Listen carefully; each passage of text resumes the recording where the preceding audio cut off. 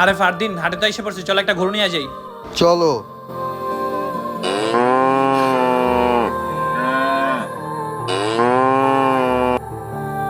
ভাই ভাই আমার পালের গরু দেখেন ভাই, খুব ভালো হইব হ দেখেন। ভাই, এই গরুটা নাও। ঠিক আছে, এই যে দেখেন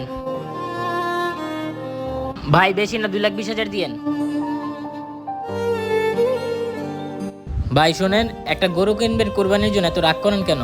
ভাই গরুটা আমার পালতে 1.5 লাখ টাকা খরচ হয়ে গেছে, এছাড়াও তো মামা আমাকে আলাদা খরচ আছে। আপনি যদি এত কম দেন আমরা চলবো কেমনে? কোরবানি দিবেন আল্লাহর সন্তুষ্টির জন্য, এটা নিয়ে দামাদামি করতেছেন।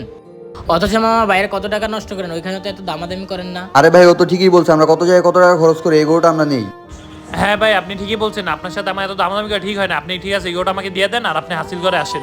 ঠিক আছে ভাই, আপনি হাসিল করে যান, আমি নিয়ে আসতেছি। জি ভাই, ভিডিওটি ভালো লাগলে একটি সাবস্ক্রাইব অবশ্যই করে যাবেন।